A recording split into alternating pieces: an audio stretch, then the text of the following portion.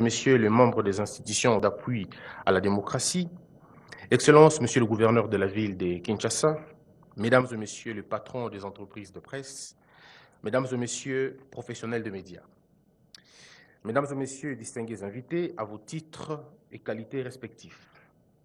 Nous vivons une époque où l'information devient aussi une stratégie, mais aussi très stratégique que les armes.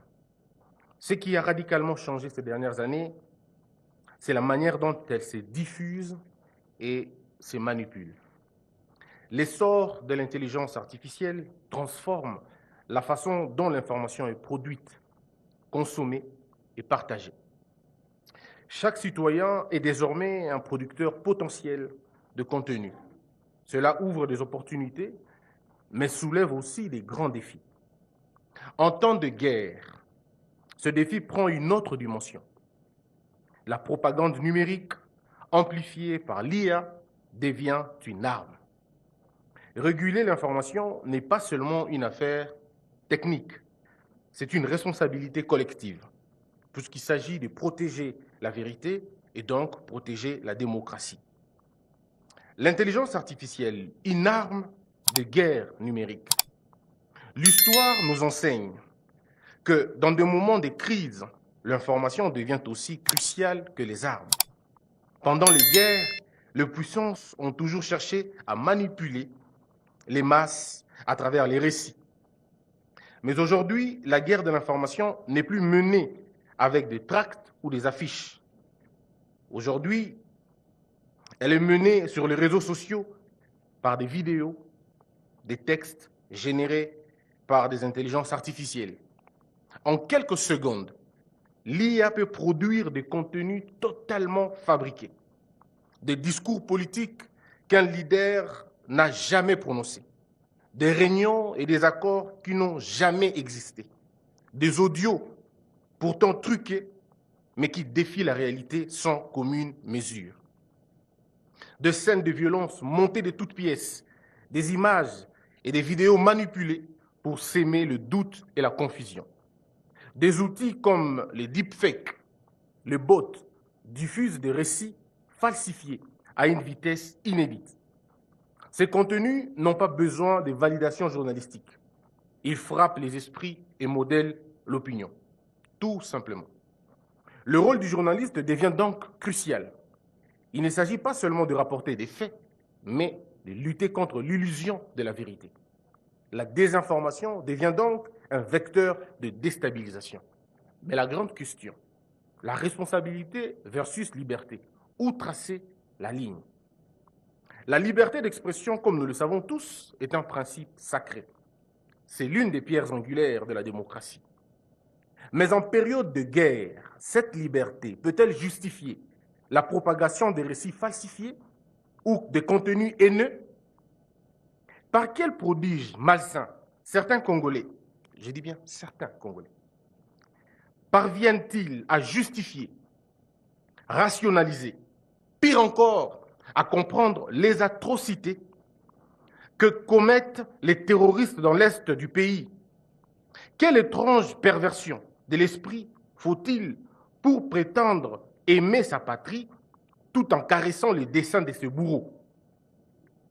Il semble que seuls certains fils de ce pays aient réussi là où même Satan a échoué, c'est-à-dire faire cohabiter l'amour de la patrie avec la trahison, marier le paradis à l'enfer dans une même poitrine, sans honte ni frisson.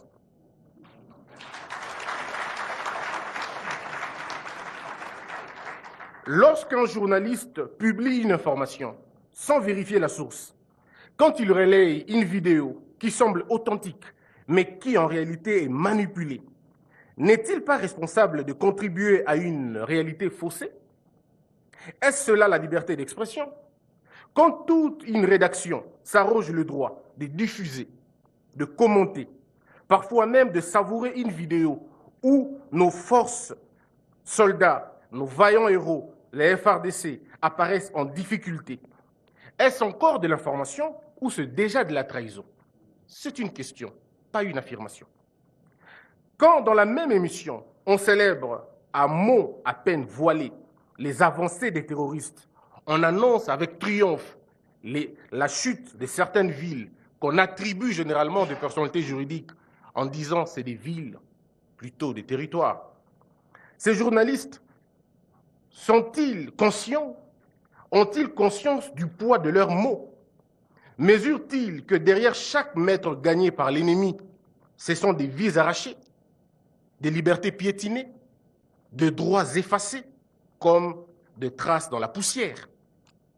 Ont-ils oublié que lorsque ces villes tombent, ces villes n'emportent pas que des cases et des collines, elles emportent des existences tout entières, des rêves en germination, des destins en devenir, des talents que le pays ne rêvera plus.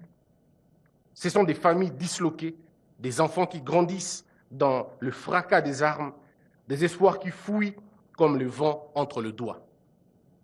Alors, non, il ne s'agit pas de la liberté d'expression, il s'agit là d'une complicité déguisée, d'une parole qui, au lieu d'éclairer, enfonce un peu plus le pays dans la nuit de l'horreur et dans la nuit de la désolation. Et cela, aucun micro, aucun plateau, aucune éthique professionnelle ne saurait justifier cela. Excellence, Monsieur le Président de la République, je ne suis ni censeur ni tyran. Je ne suis pas un dictateur. Je ne brandis pas le bâillon. Je ne tiens pas le fouet. Mais une chose est sûre, un pays sans ordre et sans discipline est un navire sans boussole.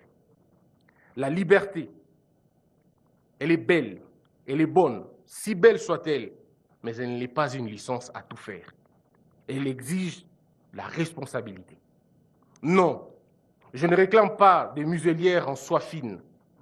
Je ne demande pas que l'on taise, mais que l'on pense, que l'on pèse, que l'on vérifie. Le journaliste n'est pas un simple écho, il est vigie, il éclaire, il filtre, il décrypte. Car mal informé, c'est trahir. La plume peut aussi être destructrice qu'une arme. Que devient le rôle des médias, le rôle de régulation et des institutions? Excellence, Monsieur le Président de la République, le Conseil supérieur de l'audiovisuel et de la communication joue un rôle central dans la régulation des médias traditionnels, mais à l'ère du numérique, il est impératif qu'il comble le retard accumulé depuis près de 2 décennies, en rattrapant ce retard sur la régulation du digital. C'est une question cruciale et cela passe par l'adoption d'une loi que nous sommes en train d'y travailler. Le CESAC ne peut pas se limiter à contrôler seulement le média classique. Il doit étendre son champ d'action sur les plateformes numériques où circule désormais la majorité de contenus informationnels.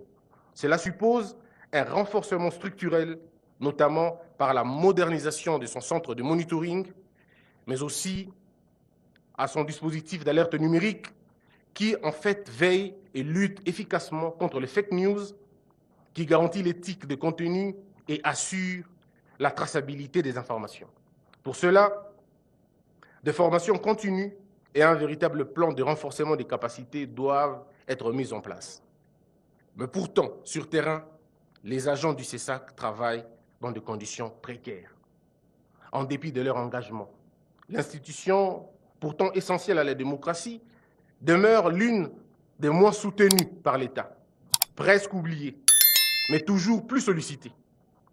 Cet équilibre alimente les frustrations internes et les dysfonctionnements. Alors que depuis la signature du nouveau barème salarial depuis juillet 2023, 60% des agents cumulent 21 mois d'arriérés, tandis que 40% restants perçoivent des rémunérations précaires, faute d'application effective du barème. Une situation qui fragilise sérieusement la motivation du personnel d'une institution pourtant chargée, entre autres, à coordonner l'aide publique à la presse. Il est donc urgent que le pouvoir public prenne des mesures concrètes pour doter le CESAC de moyens nécessaires à l'exercice de ses missions. C'est à ces prix qu'il pourra devenir un acteur de régulation efficace et véritable pilier de la démocratie numérique. Excellence, Monsieur le Président, vous n'êtes pas seul dans cette lutte de la salubrité médiatique. Monsieur le Président, vous avez beaucoup fait pour la liberté d'expression dans ce pays. Sous votre mandat, aucun journaliste n'a été tué. Aucun journaliste n'a été arrêté ou torturé à cause de ses opinions. Aucune rédaction n'a été saccagée. Aucune chaîne n'a été fermée sous les ordres des services comme ce fut dans le temps, comme ce fut dans le passé. Nous vous remercions sincèrement et nous vous encourageons de continuer dans cet élan-là. Je tire mon chapeau aussi à tous ces journalistes vaillants qui n'ont pas cédé, qui n'ont pas fléchi devant le dieu de Baal. Ils sont restés forts, intègres, malgré les conditions. Je ne saurais clore mon propos sans lancer un appel vibrant aux consciences. J'en appelle aux prêtres, aux politiciens, aux scientifiques, à tous les gardiens du vivre ensemble, que chacun prenne la mesure de sa responsabilité, car nous n'avons pas deux pays, nous n'avons qu'un seul pays, un seul. Et s'il venait à sombrer, ce ne serait pas à un seul homme d'en payer le prix, non, ce serait nous tous sans exception. Il est temps d'en finir avec cette illusion dangereuse qui nous fait croire que le naufrage d'un pays ne serait que le naufrage du président. Certains travaillent activement, non pas pour le progrès, mais pour le déclin, croyant que si le pire arrive, seul le président en sera responsable. C'est faux. Le désastre, s'il vient, eh bien, il sera collectif. Parce qu'il ne faut pas qu'on se trompe. Les balles qui tuent à l'Est ne distinguent pas l'opposant du partisan. Et la faim, la pauvreté ne font pas non plus de distinction. Ça n'épargne personne. Ça ne tient pas compte des appartenances politiques, tribales et même religieuses. Elles frappent là où l'État abdique, là où le cœur s'endurcisse et là où les élites se taisent. Comme l'a dit Martin Luther King Jr., apprenons à vivre ensemble comme des gens intelligents ou nous mourrons ensemble comme des insensés. Oui, comme des êtres non éclairés, emportés par notre propre indifférence, engloutis par notre lâcheté collective. Que le prêtre prêche, non pas pour choisir un camp, non pour taire le crime et être sélectif dans leur prédication, mais pour réveiller, conscientiser, sans haine, mais avec l'amour du Christ. Que le politicien œuvre, non pour régner, mais pour servir. Que le scientifique pense, non pour briller, mais pour éclairer. Que le journaliste informe, transforme et qu'il dise la vérité. Que chacun tienne sa place et que chacun honore sa charge. Et que nul ne se serve de la liberté d'expression comme un paravent pour l'irresponsabilité. Car, comme le disait Thomas Hobbes, dans les lignes austères de son Léviathan, la liberté sans sécurité n'est que masque de mort. La paix, la véritable paix, exige que l'on sacrifie un peu d'orgueil sur l'autel du bien commun. Que Dieu bénisse la RDC. Je vous remercie.